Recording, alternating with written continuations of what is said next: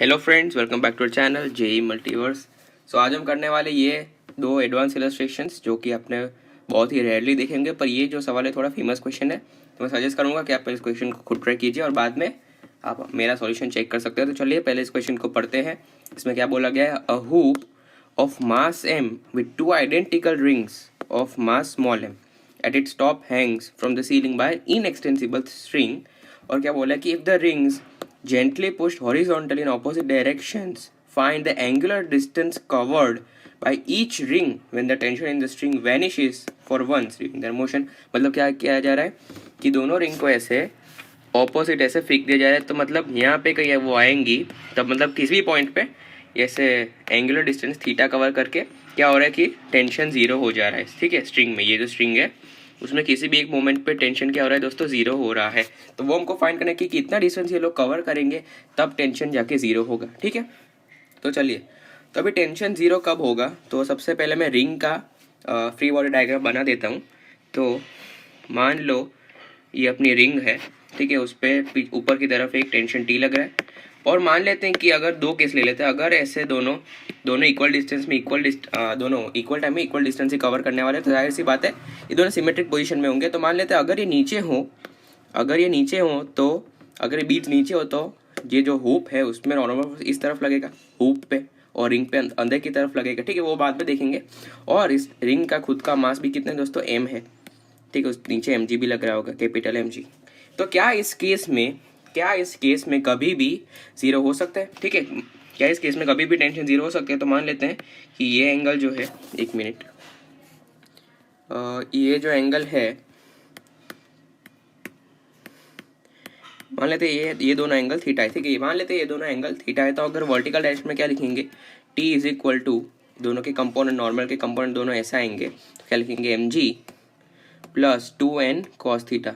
ठीक है, तो क्या इस केस में कभी भी टेंशन जीरो हो सकता है? आंसर है नहीं, क्योंकि mg तो लग ही रहा है और नॉर्मल भी लग रहे हैं नीचे, तो इस केस में कभी भी टेंशन जीरो नहीं हो सकता। ठीक है, चलिए, तो अभी इसमें तो टेंशन जीरो हो नहीं सकता। तो अभी कौन सा केस बचा? ऑब्वियसली कि जब दोनों रिंग ऊपर हो थोड़ी। तो एक मिनट, अच्छे से नहीं बनाइए, एक सेकेंड। ऐसा है तो इधर टेंशन टी लग रहा होगा और ये दोनों रिंग यहाँ पे होंगी। ठीक है, अभी एक ही केस बचा ऐसा। ठीक है, तो अभी ये दोनों रिंग इधर नॉर्मल फोर्स n लगा रहे होंगे ऐसे ऐसे। ठीक है, और इक्वल पोजीशंस में होगी, और उसका खुद का वेट mg तो लग ही रहा होगा रिंग का वेट। तो अभी अगर मान लेते कि अगर ये एंगल सेंटर के रिस्पेक्ट में वर्टिकल से ये दोनों एंगल थीटा है, तो हम क्या लिखेंगे फोर्स बैलेंस करके कि t plus 2n cos theta is equal to mg लिखेंगे। और इस केस में t की वैल्यू जो आ रही है वो क्या आ रही है, mg minus 2n cos theta. ठीक है, ये हमारी t की वैल्यू आ रही है। तो हम क्या देख सकते हैं कि इस केस में कभी भी टेंशन अगर नीचे होंगे जब बीड, तब कभी भी टेंशन जीरो नहीं होगा, तो उसके लिए ऊपर होना पड़ेगा। तो इस केस में टेंशन जीरो हो सकता है। कब हो सकता है? कि जब नॉर्मल किसके इक्वल हो, mg बाई 2 cos थीटा की इक्वल हो, तब भी दोस्तों क्या होगा, हमारा टेंशन जीरो हो सकता है। ठीक है, ये समझ में आ जाना चाहिए सबसे पहले आपको। ठीक है, जब ये रिंग्स यहाँ पे पहुँचेगी तो ये थीटा एंगल पहुंचेगी, तो उस थीटा एंगल पे normal mg by 2 cos theta होगा, तब भी टेंशन क्या होने वाला है, जीरो होने वाला है। तो ठीक है, ये चीज़ आपको समझनी थी कि कब टेंशन जीरो हो सकता है सबसे पहले। तो अभी ये चीज़ तो हो गई। तो अभी हमको ये normal is equal to mg by 2 cos theta हो जाता है। ठीक है, ये हमको आ गया अभी। तो अभी हमको वैल्यू फाइंड करनी है थीटा की। ठीक है, क्वेश्चन में वही पूछा है। तो अब ये हम बीड का एनालिसिस करते हैं। तो जब भी मान लेते हैं कि ये जो बीड है, अभी हम सिर्फ बीड का एपीडी बना रहे हैं, तो बीड जब यहाँ पे पहुंची ऐसे, जब ये बीड दोनों थीटा एंगल पे पहुंची जहाँ पे टेंशन जीरो हो रहा है, तो रिंग पे नॉर्मल आगे ऐसे लग रहा था। ठीक है, क्योंकि बीड रिंग पे बाहर की तरफ नॉर्मल लगाएगी, तो जाहिर सी बात है कि जो रिंग जो है वो ऐसे अंदर की तरफ नॉर्मल लगाने वाली है दोनों ये बीड पे। ठीक है, तो ये चीज़ हो गई। अभी क्या होगा कि इसमें थोड़ा जूम करके हम देखें तो इसमें क्या हो रहा है कि इसका खुद का वेट स्मॉल mg भी लग रहा है बीड का। ठीक है, तो ये एंगल भी थीटा हो जाएगा। तो इस डायरेक्शन में और एक कॉम्पोनेंट आ जाएगा जो कि हो जाएगा mg बाई कॉस थीटा। ठीक है, और इस डायरेक्शन में आ जाएगा mg बाई साइन थीटा, पर उससे कोई हमें मतलब है नहीं। तो अंदर दो फोर्स लग रहे हैं, एक तो नॉर्मल लग रहा है, दूसरा स्मॉल mg कॉस थीटा लग रहा है। और एक चीज़ की, जब ये बीड पहले यहाँ थे और यहाँ स्लाइड करते हुए आएंगे, तो इस पर और एक वेलोसिटी भी आ चुकी होगी, ठीक है। तो हम एक चीज़ लिख सकते हैं यहाँ से, क्या लिख सकते हैं कि mg cos theta plus normal, ठीक है, इज इक्वल टू क्या लिख सकते हैं हम, m v squared by r लिख सकते हैं, ठीक है, m v squared by r लिख सकते हैं। ये एक इक्वेशन हम लिख सकते हैं, ठीक है। अभी हमको v भी नहीं पता, तो अभी v कैसे फाइंड करेंगे दोस्तों, वर्क एनर्जी थ्योरम से फाइंड कर देंगे। तो उसके लिए और एक इक्वेशन लिखना पड़ेगा हमको। तो इधर मैं अच्छा सा सर्कल बना देता हूँ और एक रिंग पे देखता हूँ मैं, ठीक है, क्योंकि दूसरी रिंग का तो कोई काम नहीं है, वो सेम ही डिस्टेंस कवर करेगा, ठीक है। तो ये थीटा हो गया। तो ये दोस्तों पूरा डिस्टेंस r है और ये r है, तो ये जो डिस्टेंस है परपेंडिकुलर वाला हो जाएगा दोस्तों r cos थीटा हो जाएगा, ठीक है। और ये जो डिस्टेंस बचा है, एक मिनट अच्छे से लिख देता हूँ मैं, ये वाला डिस्टेंस कितना हो जाएगा r cos थीटा, और ये वाला डिस्टेंस जो बचा रह गया वो हो जाएगा r minus r cos theta हो जाएगा, ठीक है। और इधर पहले इधर जब था तब उसकी वेलोसिटी 0 थी, और इधर जब आ चुका है तब उसकी वेलोसिटी कुछ v हो गई है, ठीक है। तो अभी हम वर्क एनर्जी थ्योरम लगाएंगे, तो वर्क डन बाय ग्रेविटी हो जो आ रहा है हमारा कितना रहे प्लस mg h, वो कितना रहे mg r minus r cos theta, ये आ जाएगा is equal to gain in kinetic energy, तो कितना हो जाएगा half m v square final kinetic energy, और माइनस इनिशियल तो हमारी 0 थी। तो इससे दोस्तों, इससे हमको वी स्क्वायर वी स्क्वायर की वैल्यू क्या आ रही है, एम कैंसिल हो जाए, एक मिनट, ये एम कैंसिल हो जाएगा, और वी स्क्वायर की जो वैल्यू आ रही है वो कितनी है 2g r into 1 minus cos theta, ठीक है। ये हमारी दूसरी इक्वेशन आ गई, ठीक है। तो ये हमारी दूसरी इक्वेशन आ गई है। और हमारे पास देखो टोटल, ये इसको तीसरी इक्वेशन मान लें, तो हमारे पास टोटल 3 इक्वेशन है, ठीक है। तो इसमें और वेरिएबल्स भी कितने, एक तो नॉर्मल वेरिएबल है, एक v वेरिएबल है, और एक कॉस थीटा वेरिएबल है। तो वेरिएबल भी दोस्तों 3 ही है। तो हम क्या कर सकते हैं, इजीली थीटा की वैल्यू निकाल सकते हैं। तो इसमें क्या कर देंगे, इसकी जो वैल्यू है ये नॉर्मल की वैल्यू यहाँ डाल देंगे और वी स्क्वायर की वैल्यू यहाँ डाल देंगे, ताकि पूरा इक्वेशन हमारा कॉस थीटा के रूप में बदल जाए। तो क्या हो जाएगा m g cos theta plus n जो कि था m g by 2 cos theta is equal to m v square by r. तो ये एक ही आर है, स्मॉल आर कैपिटल आर, मैंने गलती से लिख दिया, तो ये एक ही आर है, ठीक है। तो ये हो जाएगा, और क्या हो जाएगा m v square by r is equal to v square m v square by sorry m g cos theta plus n is equal to m v square by r. तो इससे हम निकाल लेंगे, तो कितना आ जाएगा इधर से 2mg into 1 minus cos theta, ये हमारा आ जाएगा, ठीक है। तो इधर हम इजीली एक ही वेरिएबल है, आपको दिख रहा है कॉस थीटा, तो सब पूरे इक्वेशंस में मल्टीप्लाई कर देता हूँ ताकि डिनोमिनेटर में हट जाए। तो क्या हो जाएगा, ये हो जाएगा mg cos square theta plus mg is equal to 2mg cos theta into 1 minus cos theta, ये हमारे पास आ जाएगा, ठीक है। इक्वेशन हमारे पास आ रही है, और एक जी सब में कैंसिल हो जाएगा, ठीक है। तो ये चीज़ हमारे पास आ जाएगी, और आप इसको थोड़ा सिंप्लीफाई करेंगे तो हमारे पास क्या आएगा कि क्या आ जाएगा 3m कॉस स्क्वायर थीटा आ जाएगा माइनस 2m कॉस थीटा, और आ जाएगा plus m is equal to 0, ठीक है। ये हमारे पास एक अच्छी सी एक इक्वेशन आ जाएगी, और नीचे सॉरी दोस्तों इधर 2 बचेगा, हाँ ठीक है, ये m/2। तो ये हमारे पास इक्वेशन आ जाएगी। तो इससे हम इजीली कॉस थीटा की वैल्यू निकाल सकते हैं, कितना एंगुलर डिस्टेंस वो कवर कर रहा है, एंगुलर डिस्प्लेसमेंट जो भी बोलो। तो इधर से आप निकालेंगे, आप इजीली सॉल्व कर दीजिएगा। इधर से कॉस थीटा की जो वैल्यू आ जाएगी कितना आ जाएगी, मैं डायरेक्टली लिख देता हूँ 1/3 बड़ा सा ब्रैकेट 1 प्लस और माइनस √1 माइनस 3/2 m/m। ये हमारी कॉस थीटा की दोस्तों वैल्यू आ रही है कि ये हमारी वैल्यू हो जाएगी। तो आप एक और चीज़ नोटिस कर सकते हैं कि एक मिनट ये पूरे में अंडर रूट है, ठीक है। तो अगर m बाई m क्या हुआ लेस देन और इक्वल टू 2/3 हुआ, ठीक है, तब क्या होगा कि ये जो वैल्यू है इसमें ये क्या आएगा, अगर ऐसा ये कंडीशन होती है तो क्या आएगा, ये क्वांटिटी पॉजिटिव होगी, ठीक है, ये क्वांटिटी क्या होगी दोस्तों पॉजिटिव होगी, और डिस्क्रिमिनेंट ये पूरा रियल वैल्यू होगी। तो इसके अगर ऐसा होगा तो कॉस थीटा की जो वैल्यू आ रही है वो कितनी होगी, रियल होगी, ठीक है, रियल। मतलब असली में ऐसा हो सकेगा, ठीक है। रियल वैल्यू आ रहेगी मतलब उसका मतलब ये असली में हो गया है, मतलब स्ट्रिंग स्लैक नहीं हो रही, ठीक है, ये आ जाएगा। अभी अगर ऐसा होगा तो इसका मतलब क्या होगा, टेंशन 0 हो सकता है इसमें, ठीक है, यस हो सकता है इसमें। अगर m/m की वैल्यू ग्रेटर देन 2/3 हो गई तब क्या होगा कि ये जो वैल्यू है वो आप कैलकुलेट कर लीजिएगा, वो नेगेटिव आ जाएगी, ठीक है। क्या आ जाएगी दोस्तों, नेगेटिव आ जाएगी। तो उसका मतलब क्या होगा कि ये पूरा इमेजिनरी हो गया, मतलब अंडर रूट में माइनस तो आ ही नहीं सकता नेगेटिव वैल्यू, तो उसका मतलब क्या होगा कि कॉस थीटा जो है वो क्या हो जाएगा, इमेजिनरी हो जाएगा। और इसका मतलब टेंशन कभी भी पूरे केस में 0 नहीं हो पाएगा, ठीक है। मतलब कभी आप पूरे मोशन में देख लो कि टेंशन कभी भी 0 हो ही नहीं सकता। और एक चीज़ कि अगर m/m इक्वल टू 2/3 हो गया तब क्या आएगा, cos theta is equal to क्या हो जाएगा, 1/3, यानी कि theta is equal to cos inverse of 1/3 पे, theta is equal to cos inverse of 1/3 पे टेंशन क्या हो जाएगा हमारा, 0 हो जाएगा। उसका मतलब कि इस एंगल पे अगर एग्जैक्टली 2/3 इक्वल हुआ तभी इस एंगल पे क्या हो जाएगा दोस्तों, टेंशन 0 हो जाएगा। तो ये एक क्वेश्चन हमारा हो गया है।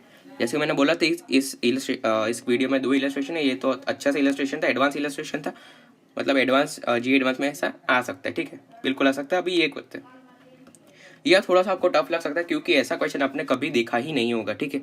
पढ़ते हैं पहले क्या लिखा गया है, उसमें क्या लिखा गया है कि point mass m connected to one end of an inextensible string of length L and other end of the string is fixed at a peg। मतलब यहाँ O जो है वो हमारा पैक है, और यहाँ पे एक बॉल को ऐसे हम किसी भी वेलोसिटी से हम फेंक देते हैं, v वेलोसिटी से हम फेंक देते हैं, ठीक है, या तो u मान लेते हैं, चलिए u वेलोसिटी से हम फेंक देते हैं। और क्या बोला गया है, और बोला गया कि string is free to rotate in vertical plane, और बोला गया कि find the minimum velocity given to the mass in the horizontal direction so that it hits the peg in subsequent motion. मतलब ऐसी वेलोसिटी हम देनी चाहिए कि जो बॉल है, ये बॉब है, वैसे रिवॉल्व करता हुआ इसको हिट कर जाए।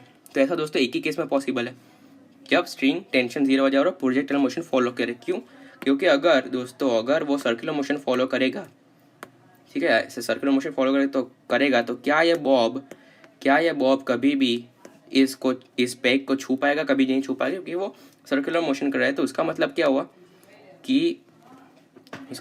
हुआ कि जो u हमारी थी कंप्लीट सर्कल के लिए, u कितनी थी, मिनिमम वेलोसिटी 5gl, ठीक है, उससे तो कम ही देनी पड़ेगी, ठीक है, क्योंकि उससे ज़्यादा दे देंगे तो वो सर्कुलर मोशन में आ जाएगा। तो √5gl से तो हमको कम ही वेलोसिटी देनी पड़ेगी, ठीक है। अच्छा, तो अभी क्या होगा कि अभी ऐसा एक थीटा या तो 2 थीटा आ सकते हैं, वो भी पता नहीं है। तो अभी अगर ऐसा हो जाए कि अगर इधर टेंशन 0 हो जाए, तो मैंने बोला था जब भी टेंशन 0 होगा सर्कुलर मोशन में तब क्या होगा कि वो प्रोजेक्टाइल मोशन फॉलो करेगा, तो ऐसे हिट कर सकता है, ठीक है।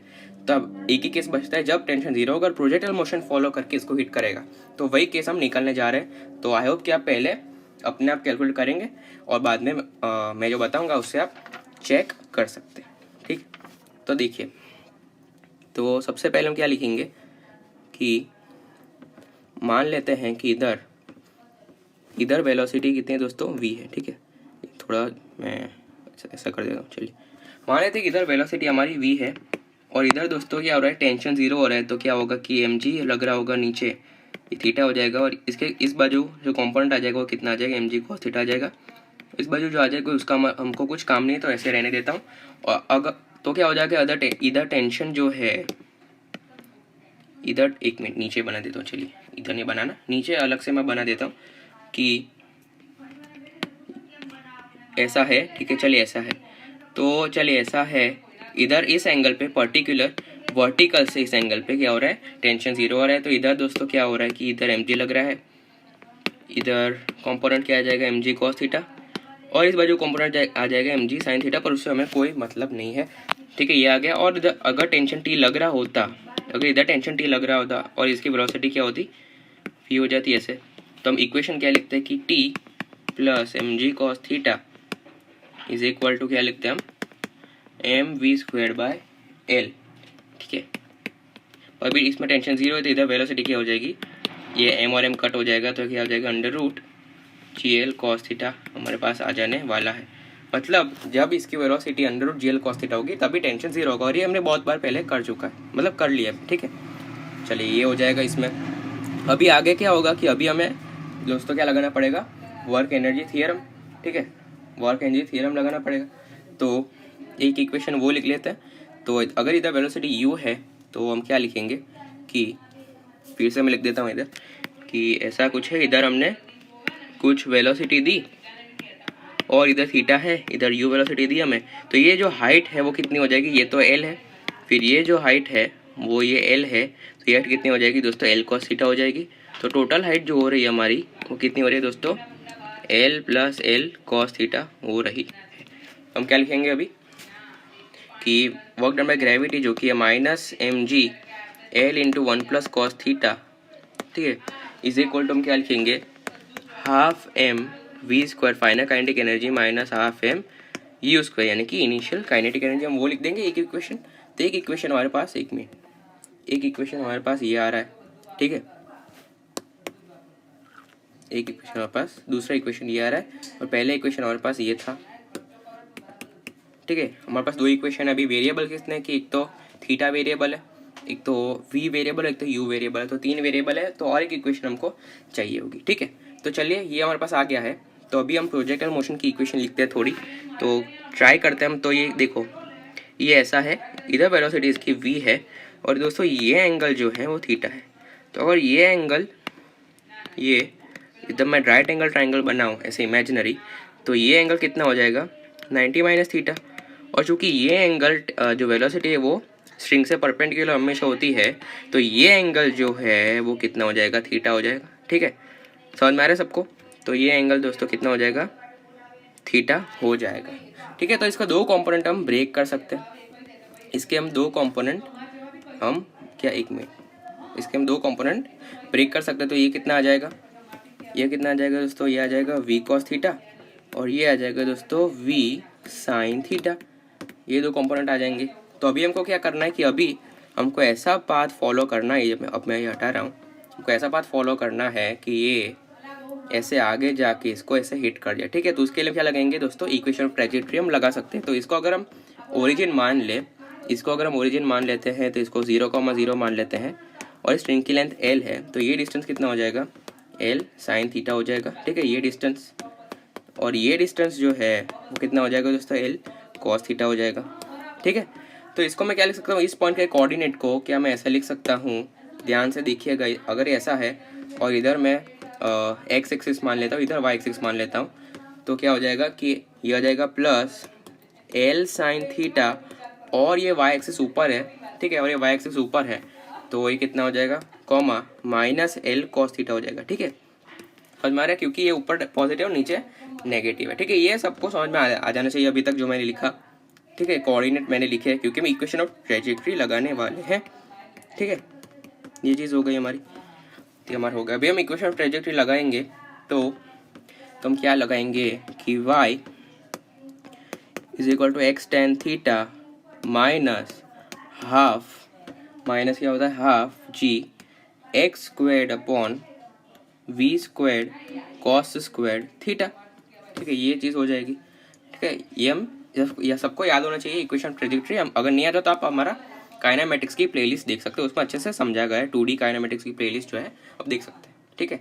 तो ये चीज़ हो गया। तो अभी y क्या है, हमारा जो y कोऑर्डिनेट है वो कितना है, हमारा कितना है दोस्तों, माइनस एल कॉस थीटा है, इज इक्वल टू एक्स है हमारा एल साइन थीटा और टेन थीटा को हम sine theta by cos theta लिख सकते हैं, तो ये आ जाएगा sign square theta by cos theta, फिर माइनस हाफ जी एक्स क्या है दोस्तों, एल साइन थीटा, तो L square sine square theta, फिर नीचे जो है वी स्क्वायर, दोस्तों वी स्क्वायर की वैल्यू हम इधर से डायरेक्ट पुट कर सकते हैं, जो कि कितनी है, जी एल कॉस थीटा, ठीक है। वी स्क्वायर की वैल्यू कितनी हो जाएगी, जी एल कॉस थीटा, ये हो जाएगा, और नीचे कॉस स्क्वायर थीटा था ही, तो एक जी गया और एक एल से दोस्तों, एक एल से एक एल कट हो जाएगा, तो कितना आ जाएगा कि minus L cos theta is equal to L sine square theta by cos theta minus क्या हो जाएगा, half L sine square theta upon 2